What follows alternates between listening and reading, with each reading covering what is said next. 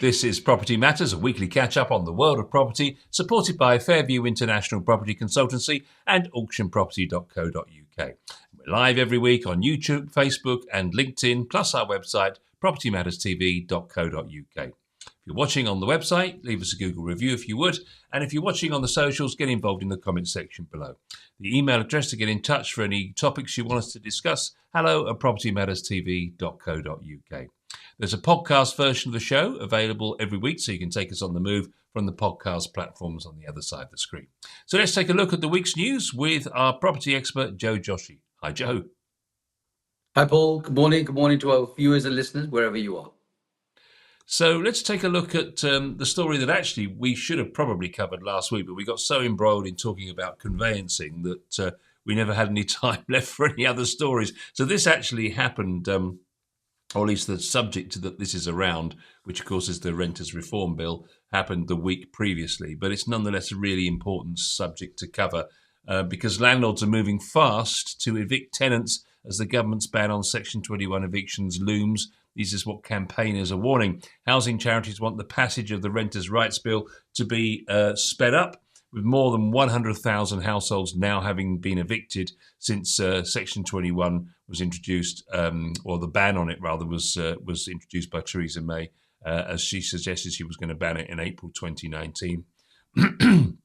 Excuse me. The Renters Reform Coalition, which brings together 21 organisations supporting private renters, says such orders could be used thousands of times during the wait for the bill to become law. The group warned that based on current trends, more than 15,600 rental households will be evicted by bailiffs in the first 6 months of this year, the figure that represents a 12.2% increase on the first half of last year.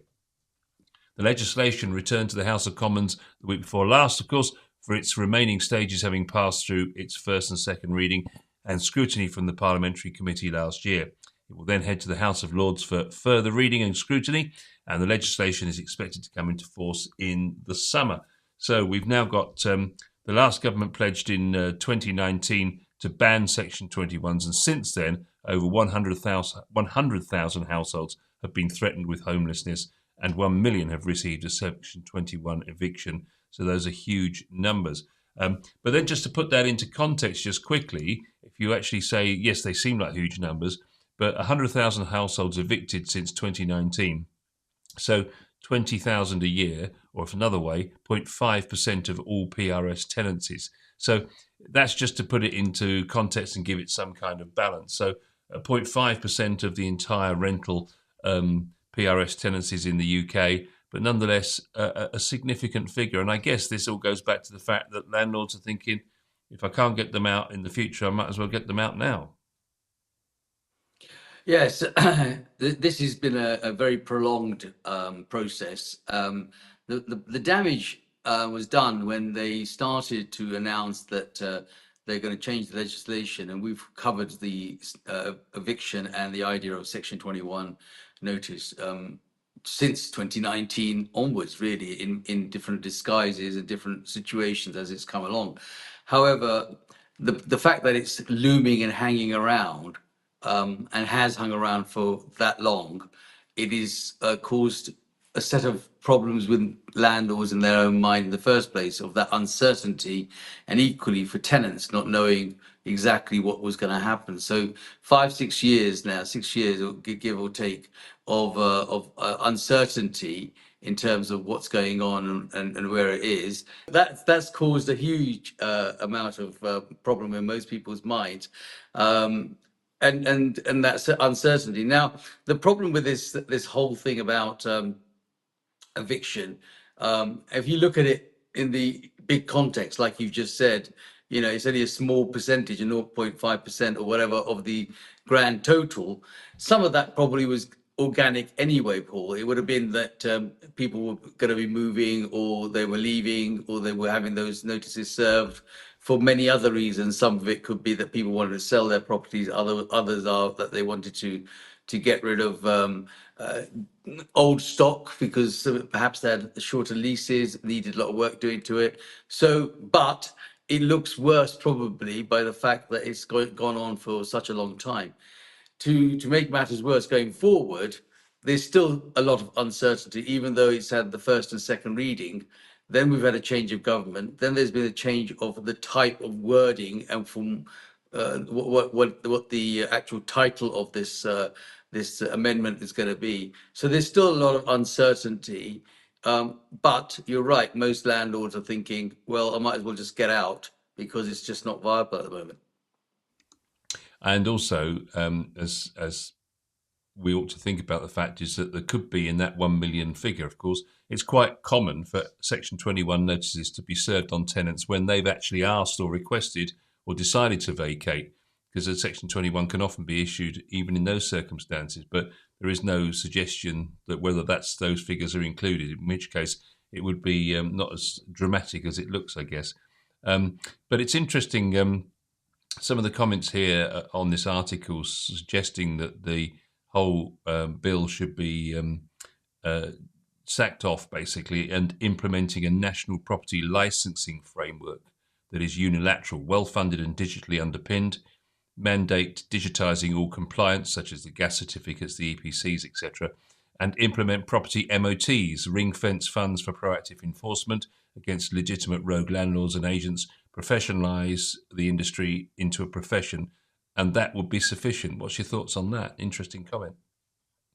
It's just another way of wasting more time and money, to be honest with you. And they always find a reason to do an investigation, employ somebody else, start something all over again, and ultimately, it's a huge amount of a waste of money. And more than anything else, I think it causes so much pain and problem for both landlords, agents, sellers, etc., in and tenants, in whether what is the right and what is the wrong thing to do, and it creates uncertainty in their lives. I think I've always felt, and I've made that clear, that there is an element of Section 21 that may need a slight amendment. The rest of it is just being buffed up about all sorts of creation. And the landlords have left in droves, and they're left because the new amendments and the new rules are very heavily weighted on the tenant side, and they don't want to be stuck with tenants that they don't want. And so therefore it's better for them to sell and get out. And I think any new style with digitization or anything else that will be required will only be a delay on what is already a delay. If you cap rents, then that's not a one size fits all thing. So this particular person here, as a landlord, says, I recently did a 50% increase in rent, which sounds a lot, which wouldn't, of course, under protections would have probably not been allowed. However, it was actually only £100 a month, and the market rent for it is still 3 times what they are now paying. They moved in many years ago and paid a low rent as they were helping to care for the landlord's mother. She passed away just before COVID, and during that time, they've still kept the low rent whilst replacing the kitchen, and financially, they just couldn't make it work. So we all agreed there would be £100 a month increase each year for the next 3 years, and then assess again at that point. I have tenancies where they've increased the rent where they haven't increased the rent in 10 years, so a blanket cap doesn't work in those situations. There has to be some sort of criteria for out-of-the-box situations. And that's an interesting one. So because of certain arrangements looking after the landlord's mother, doing some improvements in the property at their own cost, that was a way of keeping the rent down, and therefore putting on an increase of £100 like that and doing it for 3 years consecutively wouldn't be possible under those kind of controls. No, I think there are many stories and many reasons why certain things are just not fitting the one fit all size norm situation, because both tenants and landlords may strike up deals. I had it in my own circumstances where I had perfectly good tenants, didn't really want to be doing anything with them, kept it as low as possible, and made sure that it was right. But it became difficult when the number of increases in the mortgage payments came through. It just was no longer viable to do that, because I was actually almost paying for them to stay there. It became the other way around, and they understood that and realized that they also couldn't afford to go any further. and we parted ways, and other things, started. So that landlords aren't always, seem to be seen as some bullies or whatever, but they're not all in the same position. I've known of many landlords who are just happy and comfortable with what they're getting, and don't want, and they've got a good relationship with their tenant, and there is a value and cost involved in trying to fix something. So let's say you do give someone notice, and they leave, and then you start again, and then the cost of doing that, then the void period. Sometimes it's almost easier to say to your tenant, look, I'm struggling with this, it's not going to happen, I'm going to have to increase it by £100. And they're probably thinking, well, actually, you know what, I can live with that, because by the time I go and do my removals, do all the shifting and so forth, I've actually probably going to cost me another couple of grand just for doing that. So it's almost worth doing the numbers and balancing it out. And especially if you've got a good of course, if your relationship has soured between the landlord and the landlord is desperate to get the tenant out, and perhaps the tenant's desperate to leave. I'm reading a lot of stuff, Joe, about the fact that there's a lot of admiration for the German system, because obviously in that country, 60% of the people rent property, and it's generally quite popular with landlords and tenants alike. When you rent an apartment in Germany, it's called unbefristet, which means unlimited, and can only be broken when either the tenant or the landlord has a very good, strong reason to do so. This would include things like violent or dangerous antisocial behaviour, which could put the property at risk, or else if the landlord needs to use the property for themselves, but they wouldn't just be able to say that, they would have to prove it and prove that this would be their only home that they would have to live in. So it's a system that obviously we seem to want to do our own version, but there is a system there that works and is generally popular. Yes, I mean, look, a lot of Europe, and certainly Germany are renowned and recognized for the amount of rentals that they do. 60% is quite a high rental. There are two courses to think about there, from an agent's point of view and from a homeowner's point of view. And one is that, we are an island, and therefore we are limited to space. So that the actual value in owning and it increasing is far greater than that is perhaps in Germany, where they have more space and they tend to build a lot, especially even on the outskirts of the major towns, and commuting is made easier. So therefore, they tend to rent more, and there is more movability between towns, jobs, and location. And therefore, they don't want to be committed to be owning a lot of property. So only a 40% or 35% of the people own it, and the rest of them rent it.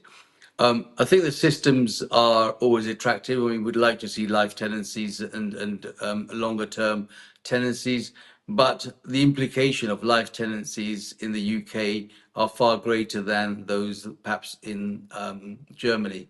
So whilst it's attractive in theory, in practice, it just doesn't make economical sense for both landlords and tenants. The other thing to say really is the fact that if there's going to be a more stringent framework for which landlords and tenants work within, then landlords are going to beef up their own tenancy agreements to sort of combat that. And the only thing that's going to happen as a result of that is greater activity in the courts. And that would be great if you had an efficient court system. And several people make the point that actually it would have been all right to lose Section 21 if we had this new court that you could go directly into and get quick redress to any problem and get an answer to an issue that you've got to resolve. But of course, and I believe the German system does actually have quite a robust court structure for getting these things dealt with properly. But now that we're not going to have the courts overhauled first, and this is going to come in before the courts, we can just see all kinds of challenges down the line that are going to take months and months and months. And it's no wonder that landlords are thinking, do you know what, I just don't want to take the risk. Yeah, I think, look, generally speaking, we've had a complete cycle. Certainly in my time as an agent, going back 45 years, buying was the only way. Rental was not the market. Then it's become rental. Now it's becoming a pain that being a landlord is actually not economically viable. And so the government has managed to swing it right the way around and said that, you know, landlords now don't want to be part of that. The truth is that the poor tenants and the first time buyers and people like that who are just not able to get onto the property ladder have no choice but to go and rent a property. And the more stringent the rules are, the more expensive the process becomes, the harder it becomes for them to even consider renting. So therefore they start to think about buying. And so there's a lot of drive in different ways. But as I've said, you know, all successive governments have used property as a yo-yo and a yardstick to make things different and difficult. And they've done the same here. It doesn't make economical sense at all for many of the things that they want to do. If they would just not fix something that's not broke, it would be great. But they always attempt to fix things that are not broke. And that's where we are with this. We are here at the Section 106 with, you know, we could have done small amendments and carried on, but we've spent billions and billions and billions of pounds in trying to work out how we can actually do this, go through the process, get court orders, go through readings, do this, do that. And actually, 6 years on, 2019 to 2025, we are still none the wiser. In the meantime, a lot of people have been upset. A lot of properties have been sold. Perhaps they wouldn't have been sold, and a lot of rents have gone up in the fact that there is, you know, still a lot of demand, but there's no supply of new properties. So, yeah, it's not a great position to be in all honesty. The other factor, of course, that's causing controversy in this new bill is the amendment to the proposed legislation that would stop landlords demanding more than a month's rent in advance from a new tenant, with housing charity Shelter dubbing it a discriminatory practice, which is an interesting one. Polly Neat, the charity's chief executive, called the government to go further. She said, with benefit receipts nearly twice as benefit recipients nearly twice as likely to be blocked from renting by demands for rent up front, the government is absolutely right to use the Renters' Rights Bill to rein in this discriminatory practice. By paying to get a foot in the door isn't the only cost renters contend with. We regularly hear from tenants who are forced to up sticks and move when their landlord hikes the rent to ridiculous levels. Last year, 900 renters a day were moved because of a rent hike they couldn't afford. To truly make renting more secure and affordable, the bill, she says, must limit in-tenancy rent increases in line with either inflation or wage growth. It must also stamp out the other discriminatory practices like unnecessary demands for guarantors that drive homelessness by locking people out of private renting. Well, that's one side of the argument, obviously, but it is quite popular, isn't it, for people who've maybe got bad credit histories or struggling to get any kind of reference or guarantor to pay 6 months in advance. Yes, I mean, look, it's easy to say certain things from one point of view, but you have to understand that even with the best will in the world and all the honesty that you can think of drumming up, everybody has an agenda. And tenants, whilst don't want to pay 6 months or 3 months in advance because of their personal circumstances, would love to pay no deposit or 1 month's deposit, because as long as they get their foot in the door and they sign the documents, there's another side of the journey, and that's when the landlord then gets into trouble because he's now got himself a tenant by trying to do the right thing, who has actually no intentions of looking after that property, probably going to do unlawful things that may not actually be lawful in the first place in those properties, perhaps sublet it without reason and bring in other members of family and friends into the same property. There's a whole bunch of things that tenants do, and they do it after they've got a set of keys and they're in. And they don't tell you that. Their face and their documents don't tell you that this is their intention until it's too late. And once they're in, that's it. You're stuck with them. Then the system kicks in. The courts say, "Oh, you can't do the eviction. You can't serve notice for at least the first 6 months or first 2 months before they settle in." There's all sorts of areas, but you're in it, and once you're in it, it's very difficult. So as a landlord, you then find that you've got all these extra costs, and perhaps even they don't even pay. They might have got benefits and then the benefit system says now you don't qualify any longer. And if you don't qualify any longer, or your circumstances have changed, the benefit people aren't going to pay you. The council at that point say, well, actually, our hands are up. It doesn't comply with us. You'll have to take that directly with the tenant. And as a landlord, the landlord then has to start an eviction process. It's all costly. It's all very, very painful that you have to do. But it's easy for shelter and the government to sort themselves out by saying you got to do this and you got to do that. But the way I look at it is perhaps they should put their hand in their pocket and become landlords and see how it feels when their own tenants are actually not a lot of benefit situations because their circumstances change. And even now the current benefit system has changed a lot. It used to be you'd get your rent paid at XYZ. Now they have to qualify in a different way, and if their circumstances have changed and they don't qualify, their rent isn't going to be paid by the government. So they've got to either go out and get a job, and if they're a single mum or a circumstance where they can't go out and get a job, what happens? They stay in the property and wait for the court system to throw them out, and then we go back to the benefit system, who then says, yeah, okay, well, we'll rehire you. And in that time, the landlord has gone through money, strain, financial stress, the whole works. And that's, shelter and the government aren't going to pick up the phone to the landlord and say, well, I'm really sorry for that. And that's it. Sorry is the only word that they ever come back with. They don't come back and say, "Oh, you've had 6 months worth of damages. Let us pay that." They're not going to do that, Paul. So it's got two sides of this story, and they need to look at that both ways. Yes, one particular lawyer says the ban on no-fault evictions, which would abolish Section 21 evictions, fundamentally alters the balance of power between landlords and tenants. While this move is designed to provide greater security for tenants, it inadvertently leads to an increase in disputes, of course. And without the ability to evict without cause, landlords may become more stringent in their tenancy agreements and more likely to pursue legal action to regain possession when issues arrive. This could increase the burden on the courts, which would need to handle a surge in possession claims where landlords are required to demonstrate robust grounds for eviction. Restrictions on in-tenancy rent increases could lead to further legal challenges, particularly if rents fail to keep pace with market inflation. Landlords may argue that such restrictions interfere with their ability to maintain a fair return on investment. The law will need to strike a balance between protecting tenants from excessive rent hikes and allowing landlords to adjust rents in line with economic conditions. I mean, it does, as we've said before, it does seem that the government is intent on having companies that can use the economies of scale to do rentals for hundreds and hundreds and hundreds of properties and have a central business administration function that handles all that. And they're there to provide long-term, arguably lifetime potential tenancies to individuals rather than having a situation where private individuals can make a few bob off the back of renting a house out.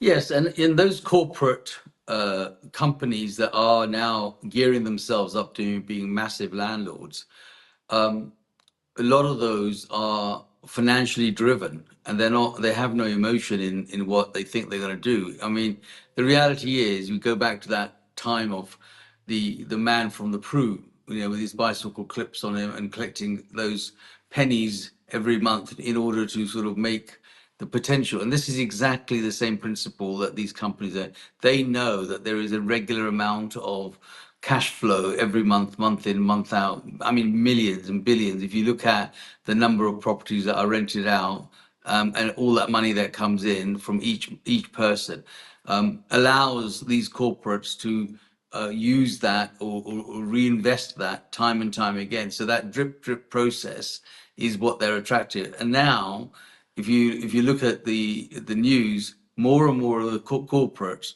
are buying each other out and paying exorbitant amount of money just to do that. So we're just being used as pawns in the bigger game, and the bigger game is that all these corporates are interested in how much money they're going to generate, and therefore volume sells a better price.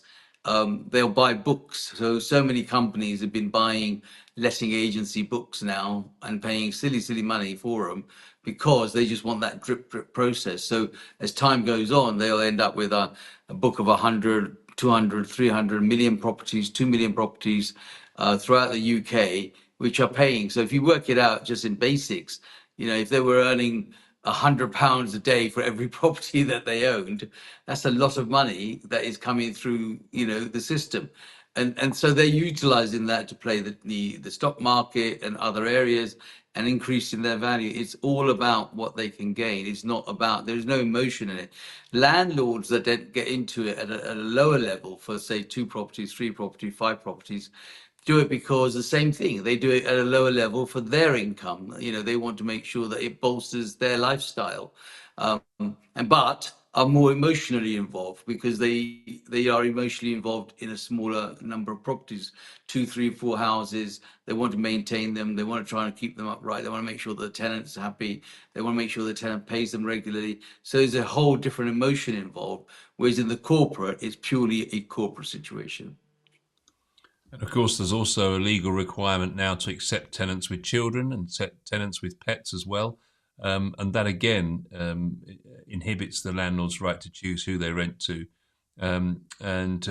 Obviously, that's going to be have impact on those that have never done or chosen not to do those kind of rentals in the past.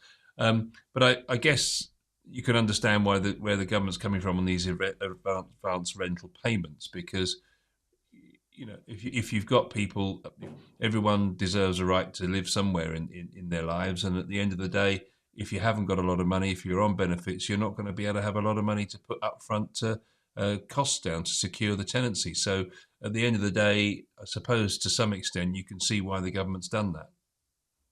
Yes, but in that case, then, if the government feels so generous with other people's money and other people's circumstances, then they should actually provide that service themselves. They are putting all of this on, the layman, the man who actually has worked hard to try and get himself a portfolio of properties. And if that's the best, and that person is also trying hard because he's saying, well, actually, this person's credibility is not good. I don't mind taking a risk by asking them to put 6 months or 3 months or whatever the rental money is ahead, so that they show good faith and I can show good faith. But if the government wants to intervene and say you can't do that, then maybe they should put their hand in their pocket and put those people in some properties they're supposed to be building for years and years and years. The current government has 1.5 million in their term. They haven't even scratched the surface, let alone start putting a shovel in the ground. But they are going around telling everybody else that this is what they should do. So I think it's a wrong way to look at things. But hey, we're not going to make that difference as one person. But what we can do is we can only talk about it, and that's exactly what we're doing. I suppose the other issue is that if landlords are being restricted in this way, then they're going to be even more stringent on their selection process and their background checks. Yes, and what can you do about those stringent background checks, Paul? I mean, you could take it all the way through. We've done it. I've done it personally, and you get a great person, but you think you've covered it in every possible way, and yet somewhere along the line, what you cannot do is get in their head. You don't know what their agenda is.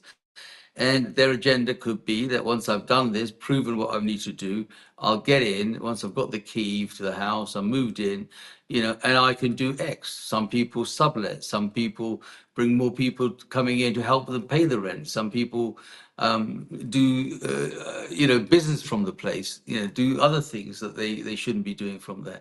But it's too late then. They've got the key, they're in. What do they say? Possession is 9/10 of the law. When you're in, you've got to get them out. And to get them out is a costly thing. So you don't know that. Well, nobody knows that. And I've done this for 45 years of my life. Many people have, many landlords. I'm sure if you sat down and did a survey with landlords, that you will find that one of them at one time in their life has had exactly that same experience. And each time they do that experience, they think, I'm not going to do it the next time. But then, financially, it might make sense. They might think, okay, well, I'll take another chance. And then they go through the same thing again. So people aren't, truthful at the time, but you take a view and you think, okay, this could be the right thing. One landlord says, I've never asked for 6 months' rent in advance, but I've been offered it. We have one tenant who had just moved to the area and was seeking a job. He offered to pay 6 months up front and has now been an excellent tenant for many years. Without this offer, we would never have accepted him. I see nothing in this new legislation for landlords. I would have liked to have seen landlords having the right to do at least a 6-monthly inspection of the property, with a tenant only being allowed to refuse a request twice. We have a right to know exactly who's living in our properties and the state that they're kept in. Local authorities are still ignoring government guidelines regarding eviction notices and are refusing to accept responsibility until the bailiffs arise. It is the landlord's property, and tenants are only borrowing it for a fee. This whole mandate that the tenant has the right to do as he likes is wrong and will help to neither the landlord or the tenant. Tenants, if the legislation goes through, can now move into a property for just a few weeks, give 1 month's notice and move on. Holiday let owners who rented to locals for the 6 months winter period will no longer be able to do this. Interesting comment. Well, it's the truth, though, isn't it? Which is what we're saying, that it's all weighed too much in the tenant's favour, and which is why it's making private small landlords rethink their strategy of whether they want to be involved in this. The pain is not just the process of buying and then renting; it's the actual process of trying to get people out if they're not right, if the relationship isn't right, if they've not told the truth. That is when the government, and that's why the government's involved in all of this, because they are then the persons to go to. Those people then go to that government, their local authority, and say, well, I've been kicked out of this house. Where are you going to rehouse me? Well, they can't rehouse them because they haven't got enough themselves to sort out. So, this bill, this whole thing really is about the government. I don't think it's anything to do with tenants and private rentals. I think that government has realised that they have to come and hold the baby, and how do they get out of not doing that? And so this whole journey has been created because they are not capable of building sufficient homes to afford all those people rental accommodation. Well, one landlord says, whilst I wasn't too concerned about the loss of Section 21 with the Tory promise to overhaul the court system before bringing it in, I am more concerned now. The last one I did was incredibly fast as court processes go, and that was still 3 months from the application to court date and the possession warrant, and then nearly 5 months until the bailiffs could access due to dogs left in the garden and useless dog wardens, and the RSPCA apparently showing no interest, according to this particular individual. So 8 months with thousands owed in rent and give mandatory possession under Section 8. But when ending every tenancy is going to have to go to court, in amongst all the murderers, parking fines and speeding fines, etc., etc., it'll be 8 months just to get to that day even now, which will probably be a further 2 to 3 months when all this hits the courts as well. Yes, it's like it's time, isn't it? And in the meantime, that person isn't paying any rent. They're living in there scot-free. They're waiting for the system to allow them to be kicked out or whatever's going to happen. And the landlord suffers. And then all of a sudden the landlord is the bad guy, because they're making them do that. But, it's a two-way street, not a one-way system. So I think, the government really needs to think about what they're doing. And I'm certainly a supporter of the landlords. I don't mind supporting the tenants. I think the tenants have deserved the fair, but it's got to be a fair situation. And this renters' right bill is very much weighed in the favour of the tenant. And our last story is really some proof of the pudding, if you like, in that situation. There was a significant increase in capital gains tax receipts after the budget, with December 2024 figures being more than double that of the corresponding months in 2023. This is according to new data. Capital gains tax receipts rose to 335 million, a whopping 179 million more than 2003's 156 million, as significant tax rises in Labour's first budget had a major impact. Over the final quarter of the year, capital gains tax hit an all-time high of 808 million, up 60% from the previous year's 505 million for the same period. Additional revenue started to flow into the Treasury in October, long before the budget, as businesses attempted to avoid predicted capital gains tax hikes, and continued into November with the take from the levy for these 2 months alone being 130 million higher than the corresponding period in 2023. And it suggested an interesting observation here is that a lot of this can actually be due to the fact that quite a lot of landlords have been selling properties and therefore obviously having to pay their CGT.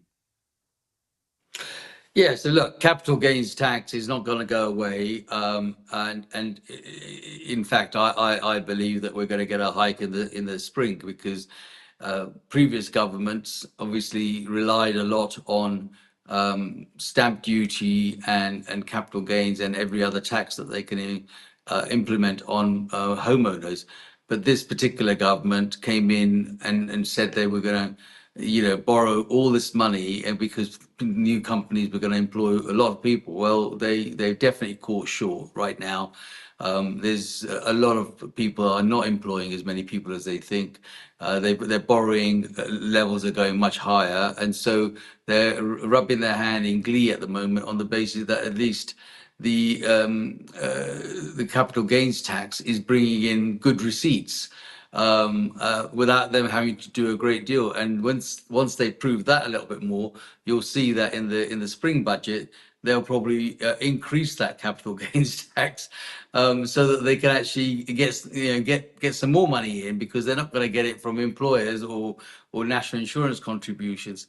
I've known and spoken to many people of recent times where people have said, we can't afford to employ more people. In fact, if anything, we've now laid off people and said to them that you can actually, maybe if you want to carry on working, you can invoice us, but I don't want to be contributing towards national insurance and employers' contribution of tax, because that puts an extra strain on our business, and subsequently we don't want to do that. So Rachel Reeves has got that so wrong.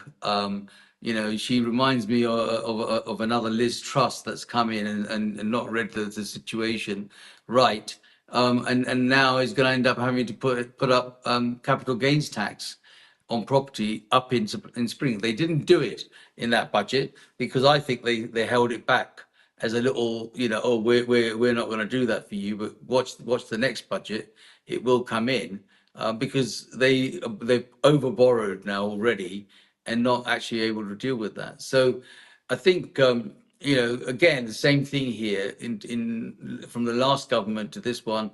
They know that they put the pressure on people to say, well, sell. We know that a lot of landlords have sold or are selling, and because they're selling their properties and not renting anymore and coming out of that market, of course, there's going to be receipts from capital gains tax on those properties. Well, we said we keep our eye on the new bill as it comes to fruition in the summer, and we shall do that exactly here on Property Matters. So we'll see you for another Property Matters very soon.